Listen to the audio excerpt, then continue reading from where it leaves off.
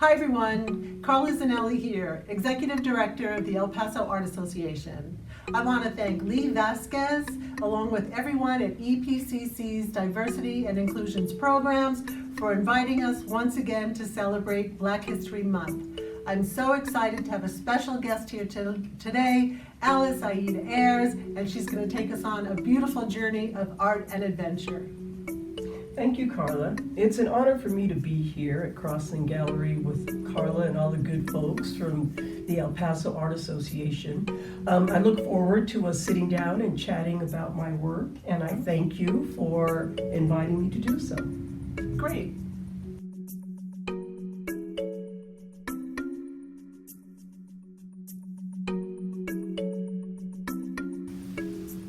Hi, we're back here with Alice Aida Ayers, and we're so glad to have her here at the Art Association. And she's just an amazing person, and we're thrilled to be sharing her story with you all for Black History Month. Alice, just start us off on some of the great adventures and things about yourself. Oh, wow. Thanks so much, Carla. Yeah, like I said before, I'm really happy to be here. I love this place. But I'm a multiple discipline artist, which means that I work in a variety of media. I'm also an arts educator and a community arts activist. And I'm a storyteller. I love to tell stories. I've been working as an artist for over 30 years now. And I've worked all through the Americas and through several countries in Africa and Mexico. So I've been really blessed in my life to be able to share the arts and just spread how valuable the arts are in people's lives, whether it be just through enjoying it or through healing or creating. So, yeah, it's been a great journey so far, and I'm looking forward to the next 30, 40 years to continue. Right. Yeah.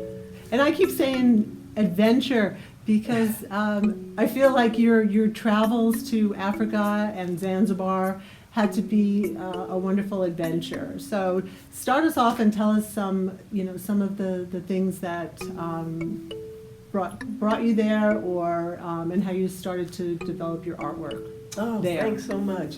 Well, I originally went there to Zanzibar in '99, and I was going there actually for 9 months, and then 20 years later I returned.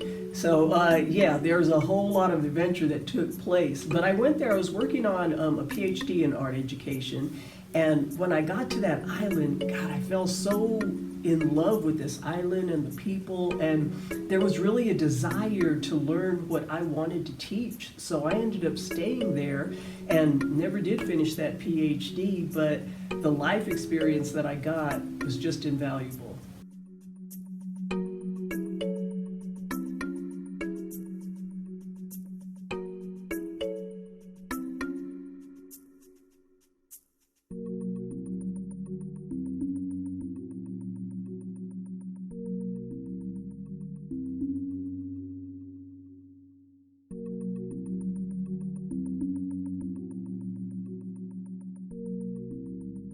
So Alice, even though you say you didn't finish your PhD, you did some amazing things in Zanzibar. So if you could tell us about your Creative Solutions project, where you worked with the children and the folks of Zanzibar. Could you elaborate on that? Because I think it's amazing. And tell us about the art book that you created to go along with that experience. Oh, thanks. Yeah, I lived in a village called Mangapwani, and it was a village of about 500 people. There's absolutely nothing there at that time. And I had always wanted to just have a project that taught life skills through the arts. So this is what the project was about. It was called Creative Solutions Resource Systems. So what I wanted to do was put systems in place for people through the arts. For example, if they wanted to learn computers or language or even how to plaster their house, everything that I did was through the arts. Okay, so I would set up just art projects for women. It started out with women, and then it expanded to children and young adults. But Creative Solutions, it was an NGO, a non-profit organization, and it lasted for about 18 years. And I ended up putting several people through university and went on to become professional artists. But a lot of the projects you're talking about, which are in this book that I wrote, because I wanted to share with people in America, you know, some of the wonderful things that we did, because we actually did projects and we made art with just not art supplies, but whatever we could find. I mean, we would have a beach cleaned up, because I did live near a beach.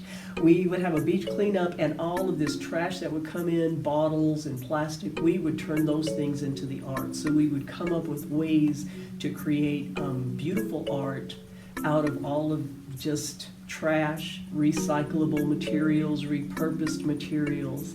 Yeah, and it was wonderful and beautiful, and what we created was pretty awesome.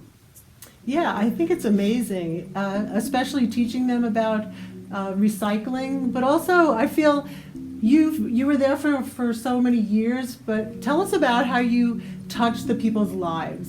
I mean, you must feel that you did such good things there, and that the people just probably loved having you and your terrific energy. And like, is there somebody that sticks out in your mind? See, now you're going to make me get emotional. Okay, no, okay.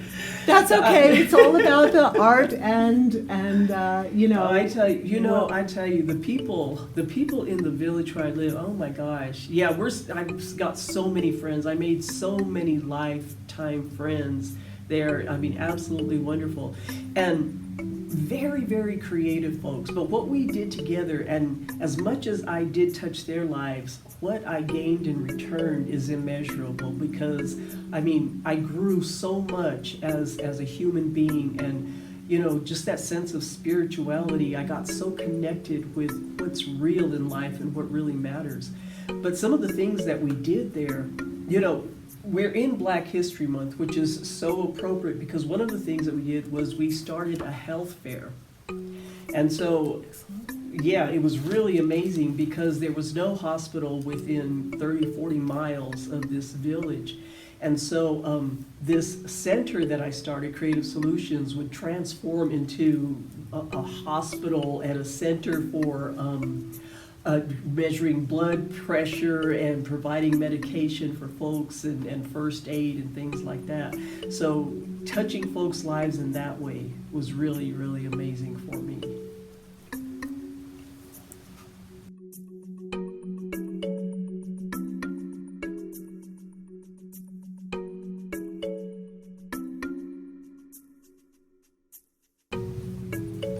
So I had a great time looking through your book that you created from your experience in Zanzibar, Creative Solutions art book, and I was fascinated by all the different projects.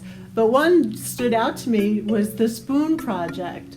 Tell us about the Spoon Project and anything else that you want to highlight from your book. Oh, well, thanks. I am so glad that you looked through that. Yeah, I had a really great time creating this book, and this was after the project finished, so it was nice just to kind of go back and just go through old experiences and, you know, talk with folks about what it meant to them. But the Spoon Project, I called it Miko Mia. Miko means wooden spoon, and Mia is 100 in Swahili. So I became so fascinated with wooden spoons, because there in Africa there are spoons of all sizes for all different types of cooking. I mean, seriously, there must be thousands of different kinds of spoons, and everywhere I went to, I started collecting them, and then I just started transforming them into different kinds of art objects.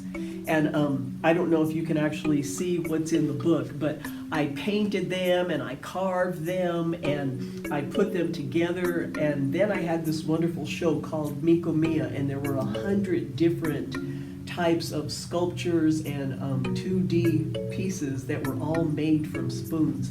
And what was really funny was I had a volunteer at that time, and she had come and wanted to be a part of the show.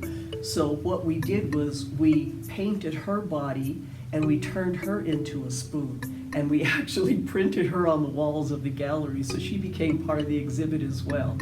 So yeah, I mean, the spoons were great. The spoons for me had a special meaning, because for me, they represented women. And just the idea of the spoon as a woman, as the nurturer and the provider of sustenance.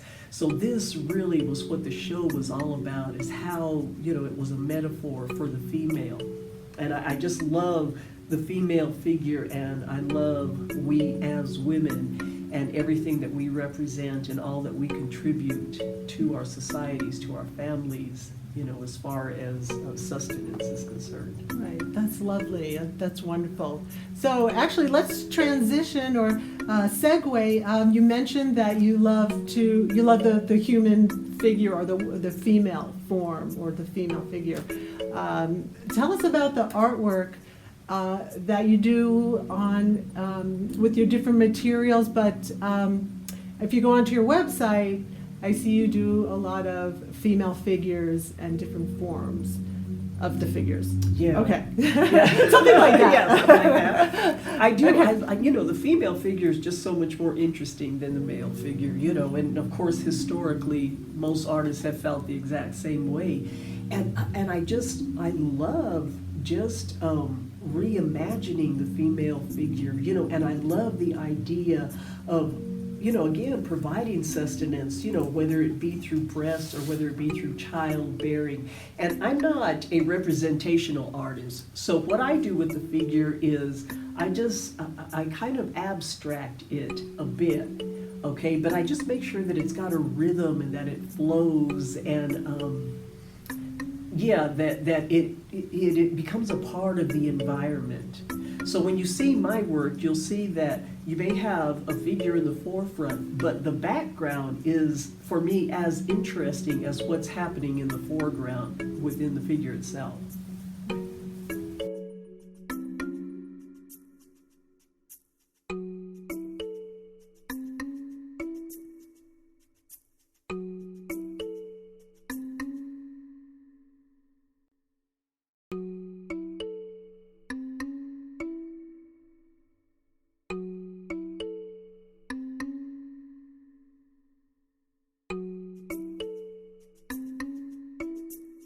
So you did so many other great projects in Zanzibar.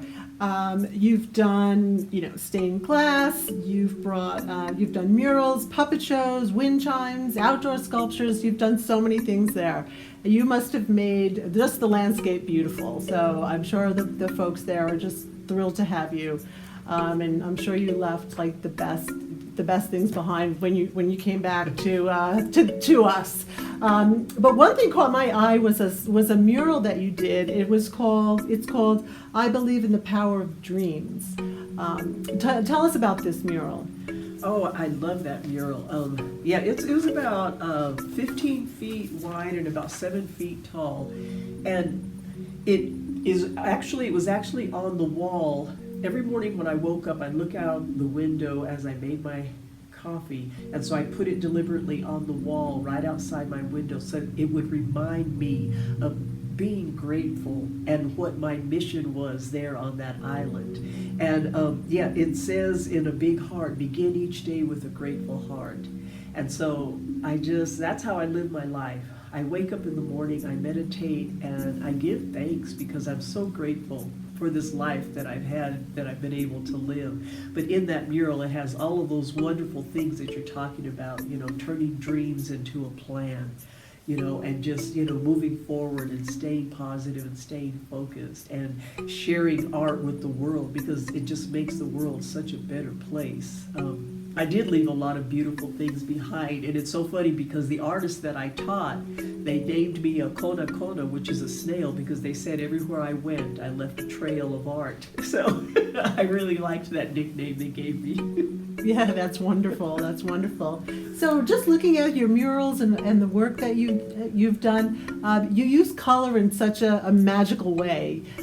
Actually, when I was looking at your work and your female forms online, and scrolling through, they really do have like a mesmerizing feel to them as you're looking through them. I just love the colors that you're using and just the brightness. So tell us about your love of color.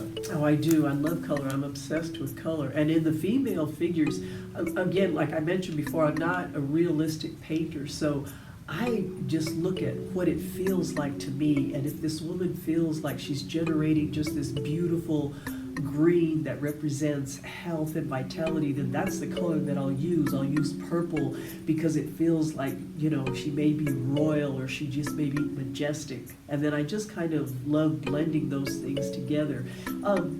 You know, and of course, I just really try to make it more vibrant by using complementary colors, because I just love the vibrancy of, you know, how the picture comes out. Right, right.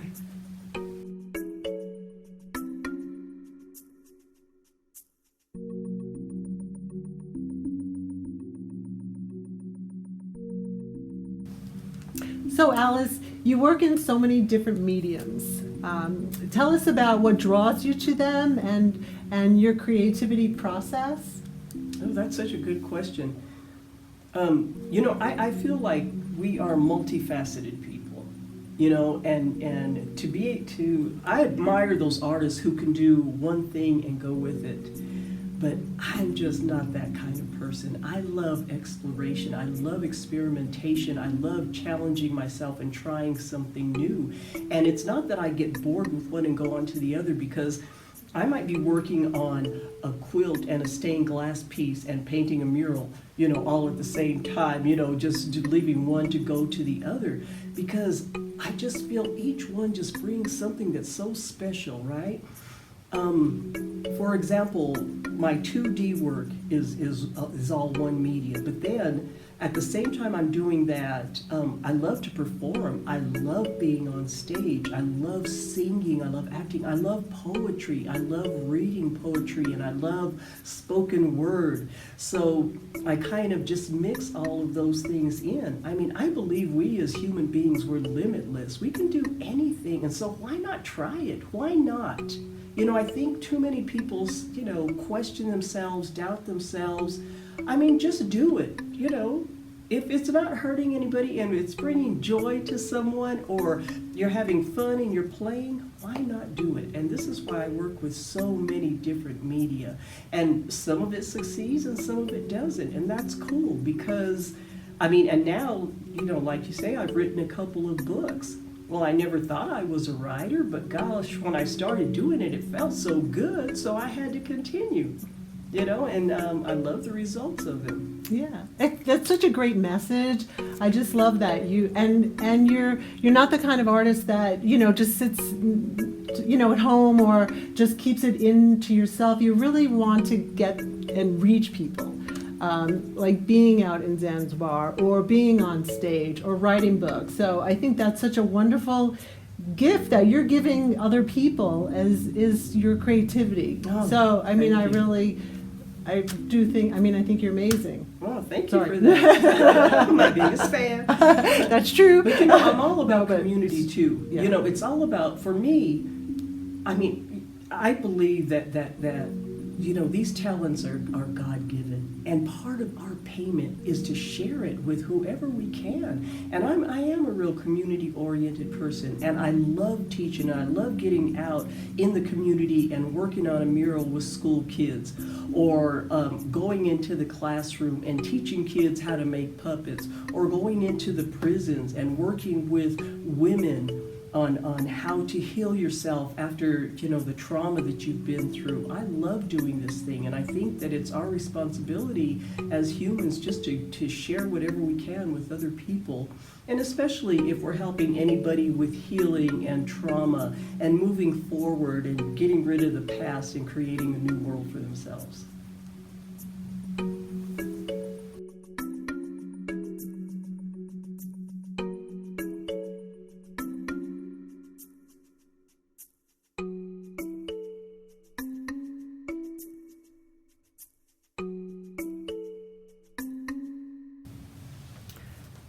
So I know you've had some trauma in your lifetime as well, having read your book and seeing some excerpts from your one woman play online. You've had some trauma in the past.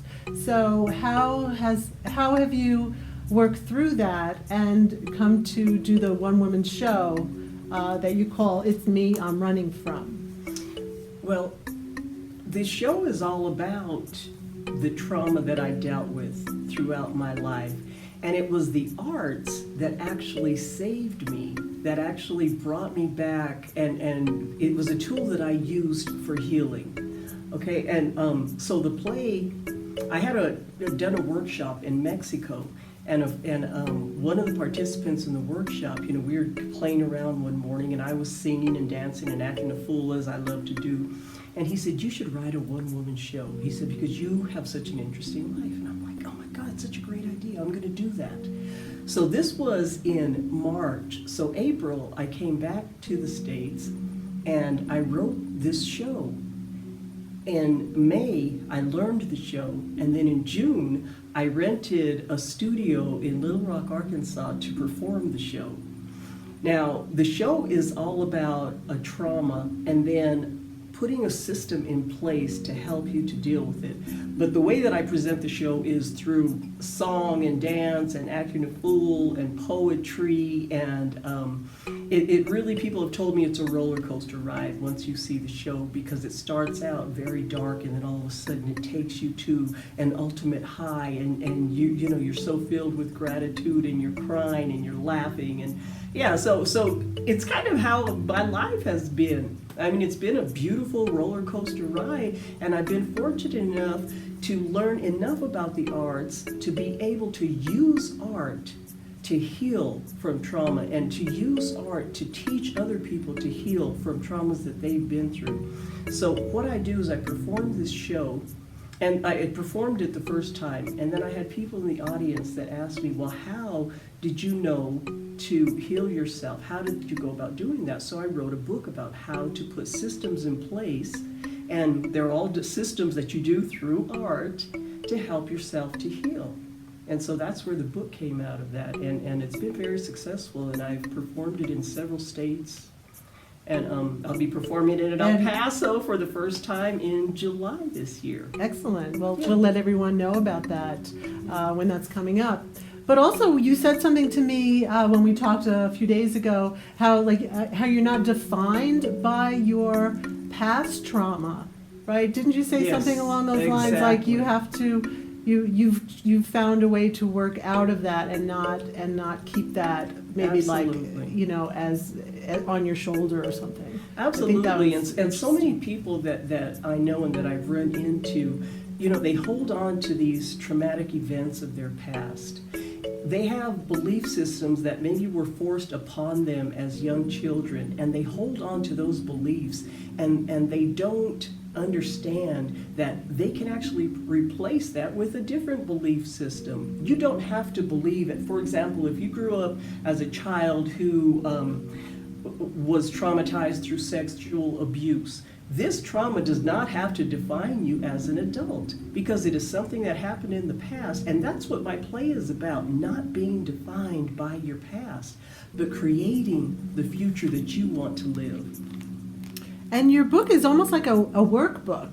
Is that right? I mean, you have places where you can write down, you ask questions. Mm-hmm. So anyone could benefit, or, and it just doesn't have to be, it could be any type of thing in your past. So no, absolutely, and it it doesn't even have to be in your past. It could be a trauma you're going through now. And the interesting thing is, everybody does not have to have gone through the same thing to benefit from this. Okay, because all of our traumas are different. Soldiers suffer different traumas than a woman who loses a child. I mean, we all have different types of trauma. Somebody who loses a limb, somebody who is the victim of a fire, they have a different trauma, but everybody can heal from putting these systems in place that help them to rethink and to tell the story that they want to live. Okay, I told you before that I love music and poetry, so I had written a poem for a friend of mine who was suffering trauma, and it's called Tell Your Story, and then I ended up turning it into a song and including that in the play, because I think it's important for all of us to tell our story. This is another form of art, storytelling. When we tell our story, we're able to stop holding on to it, and then what's so cool about it is we realize that there are so many other people who have suffered the same thing. you know, we are a human race. You know, we all go through different but same experiences, and we can all help each other to heal from whatever we're going through. So when we tell our story, you know, we're really sharing something that may help somebody else, not just ourselves. Right. And it's just amazing that you're touching and helping other people through your trauma, say, you know, by doing the play and having this beautiful book. So, great. Thank you. Great. Thank you. I hope so.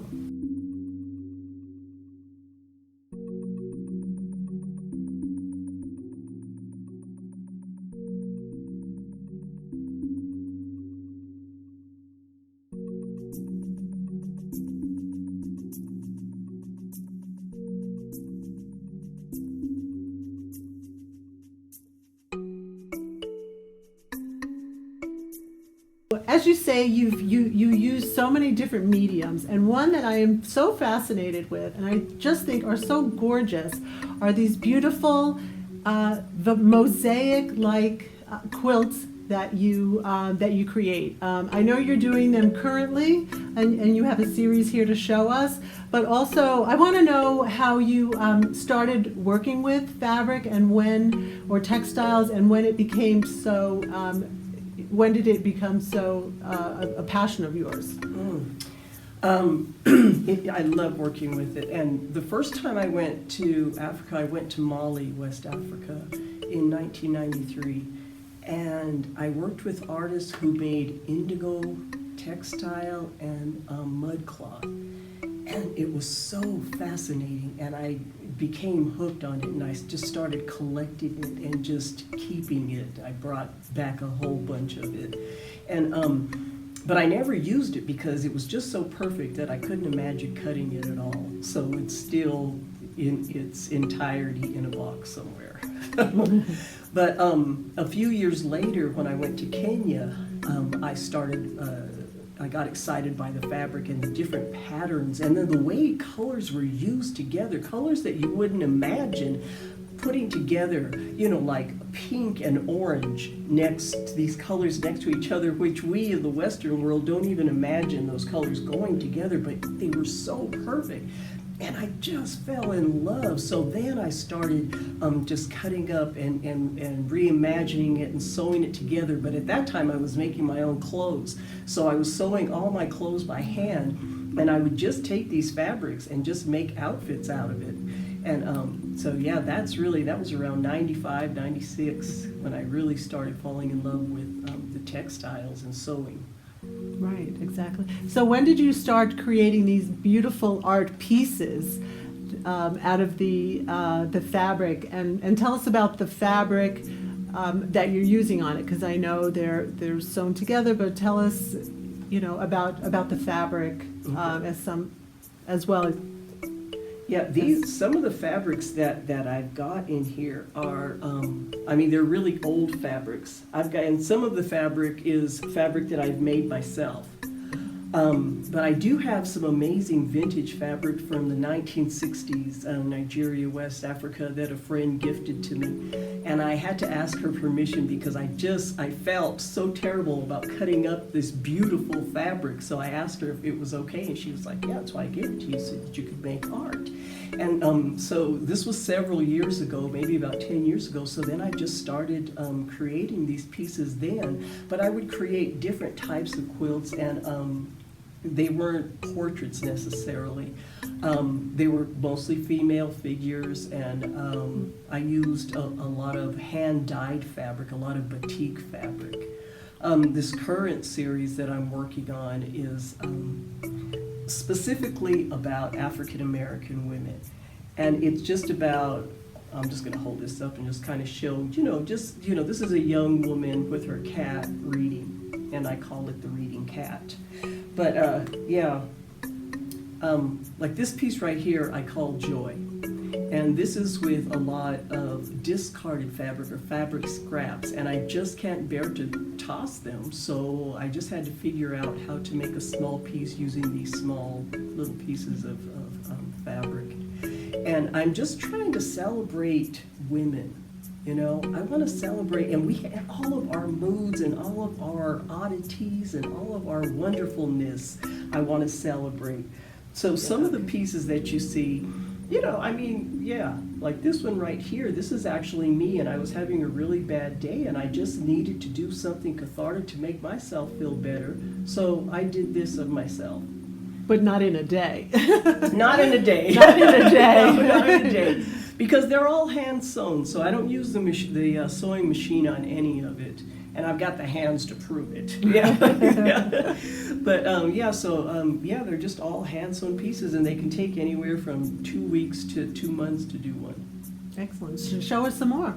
Oh, okay. This one right here, this quirky woman, this is just kind of before coffee in the morning. Okay, so and her hair is in curlers. Yeah, right. I don't think people wear curlers anymore, but you know, I'm old school, so yeah.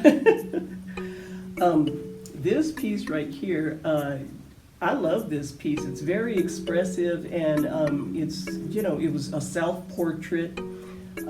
My hair all up on my head, and just kind of looking into the mirror.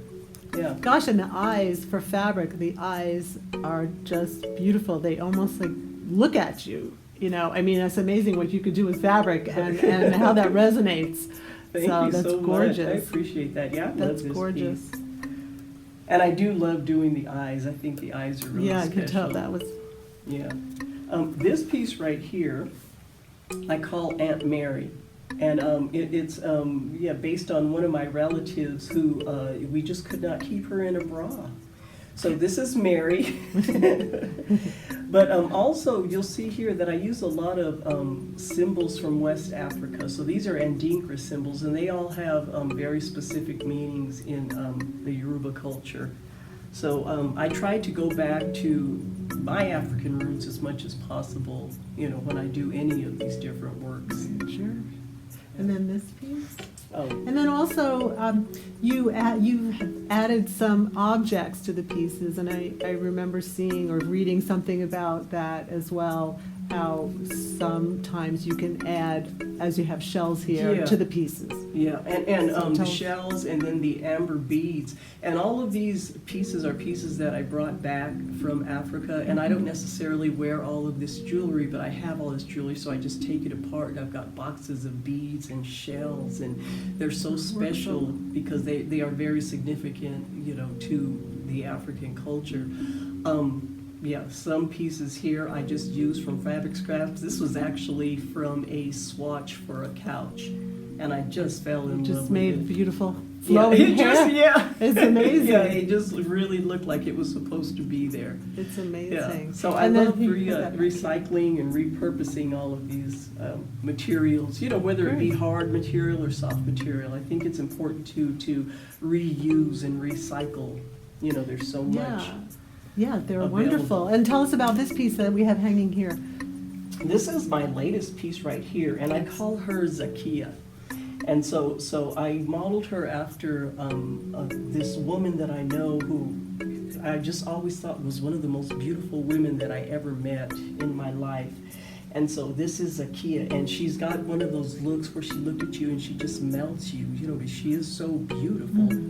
And she always wears her hair up. And the funny thing is, I performed my play in Little Rock, and I saw her and I gave her a hug. And this piece, she always wears these ornaments in her hair, and it got stuck in my hair. And then a couple hours later, I saw that it was in my hair, so I kept it and I used it in the piece. That's So, amazing. yeah. It's amazing. That worked out well. They are exquisite. They are just beautiful. Thank you. Thank you.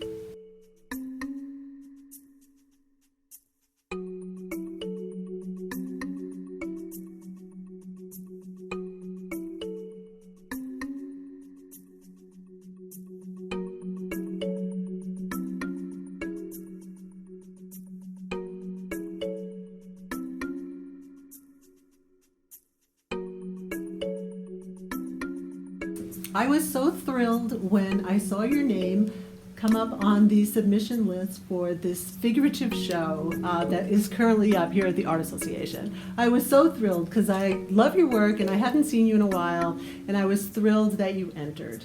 So I want to talk about the pieces that you have in the show, and I do want to give a shout out to Frank Rimbach, who is an art teacher at El Paso Community College, and he did give you a Judges Award. So he loves your work just as much as I do, and I hope so many people who are watching this.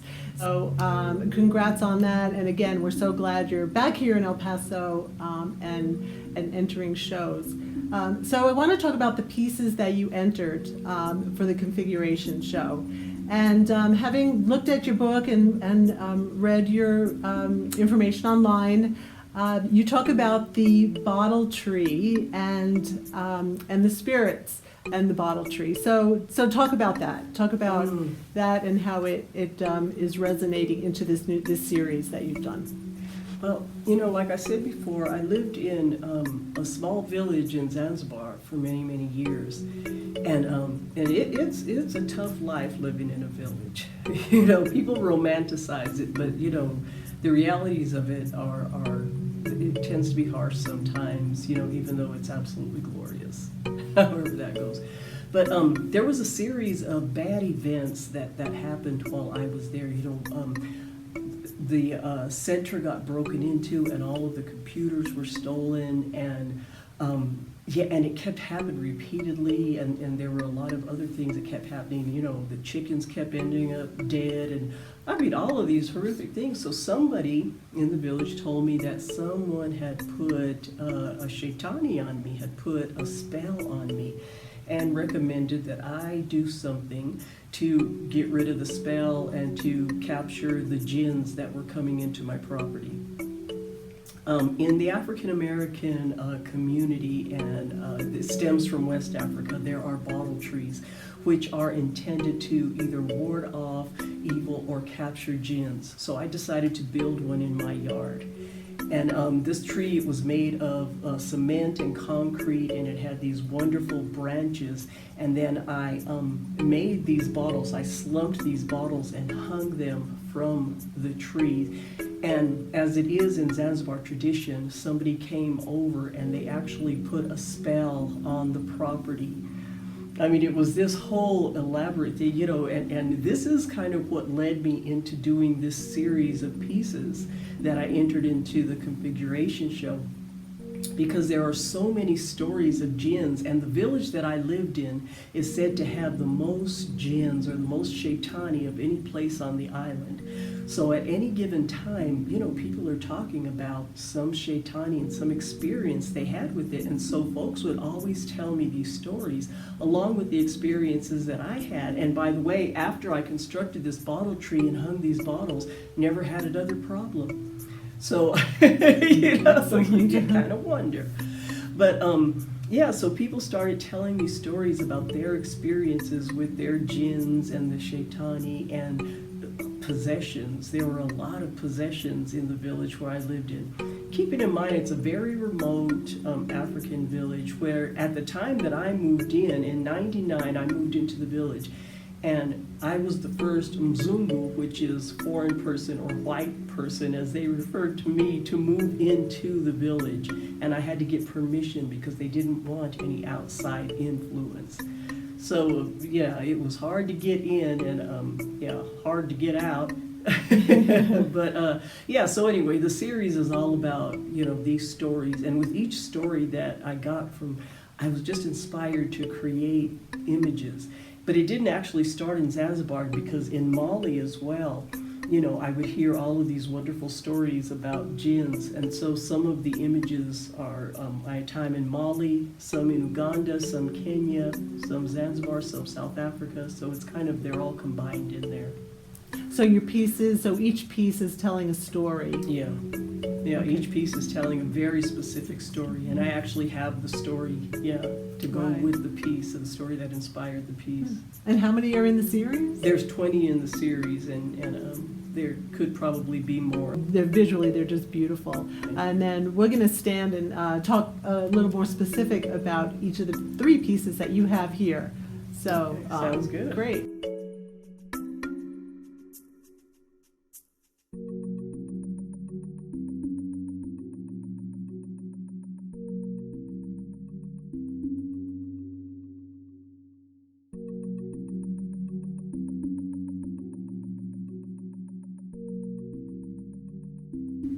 So these pieces are 3 from a series called Embracing Spirits. I entered these 3 pieces in the configuration competition and won an award. Very grateful for that. But the series is comprised of about 20 pieces, and it's called Embracing Spirits. And each one is based on a story that was either told to me by somebody I knew in the village, or maybe something I heard, or an experience that I had personally. So this first piece here, I call it Embracing Spirits, and it's about a story that was told to me. I was on a walk one evening with my next door neighbor, Sharifa, and we walked down the road, and the road was just this dusty thing with major potholes. And Sharifa was so nosy, she knew everybody's business in the village, so she was telling me as we went by each household what was happening within their walls. Suddenly she stopped on the road and she said, "We can't go any further." And I'm like, "Well, what's up?" She says, "It's almost dusk, or the sun's setting, we can't go any further." Because that lady there, she raises spirits. She keeps shaitani. She's known as the lady who has all of these jinns in her house. So, and if you pass by her house in the evening, she will put a spell on you. So that's what this piece is inspired by. Just all of the different jinns. And the masks, they look like masks, but they represent these shaitani or these spirits. This is a mixed media piece, and it's got pastel, it's got oil pastel, and then it's got some gold leaf in there, okay? And so this right here represents the woman with her multiple arms and her just taking care of her shaitani that live in her house. This very dark piece here is based on this old man that lived in the village, and he always looked very sad and depressed, like, and I was one of few people that talked with him, because not a lot of people in the village talked to him because they knew his story. So he explained the story to me in Swahili, and then I translated it. But he was saying that there are jinns that we all have assigned to us, and we're supposed to take care of them. And he had neglected his, so it left him, and he had bad luck ever since. And so he spent his time taking care of other jinns, hoping that his would return. So it's a very dark piece in that way. This piece right here, and I call it the old one. This piece over here is my namesake. I call it Aida. And this is based on a story and kind of an experience that I had after the story. Somebody told me that, again, we're all assigned a jinn, and that we have to take care of them, we have to raise them, and we have to nurture them. So this is just an image of the jinn or the person being possessed by the jinn, or perhaps the jinn being possessed by the person, as she takes ownership of that jinn that becomes part of herself.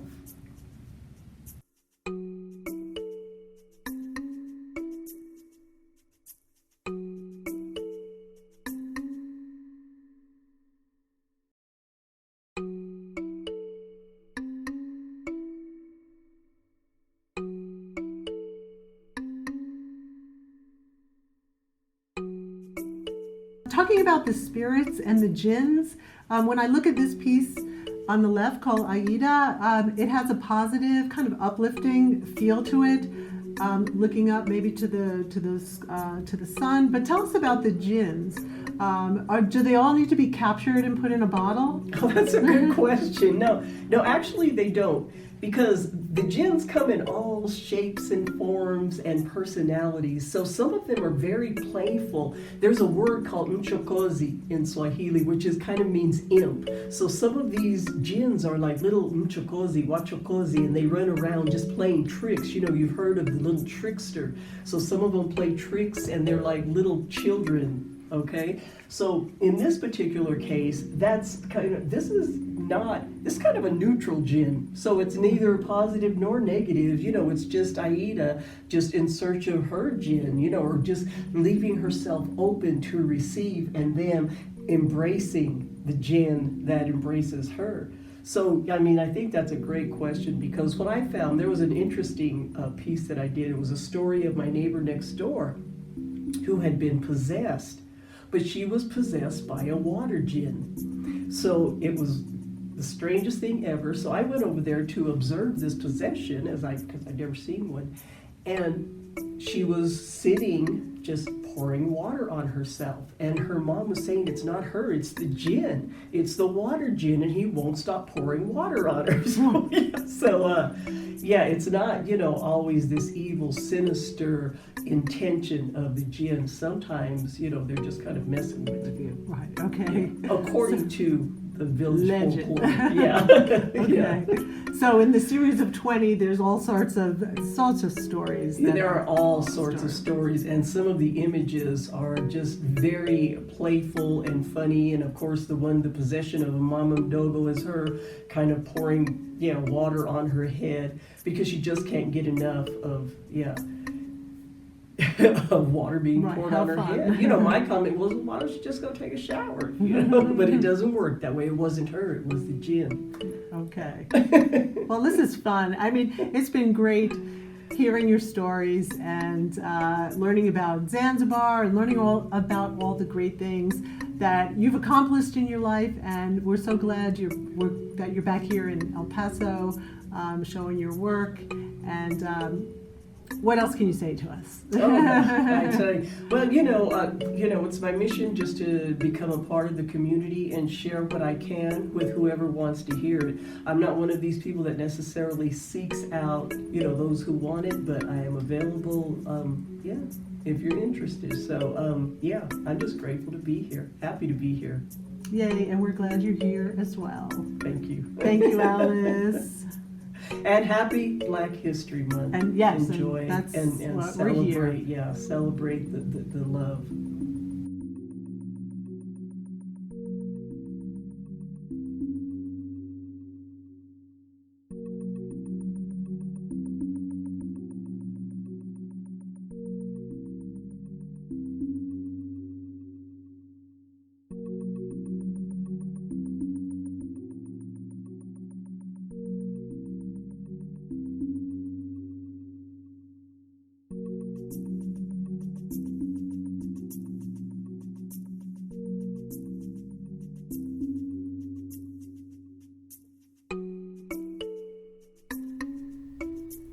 On behalf of the El Paso Art Association, I would like to thank artist Alice Aida Ayers for your participation in making this video possible and sharing your artistic journey with El Paso and beyond. I would like to thank Lee Vasquez and everyone at El Paso Community College Diversity and Inclusion Programs for inviting us once again to celebrate Black History Month through art. We thank you for viewing this video today. We hope you enjoyed the journey, and stay well and stay EPAA awesome.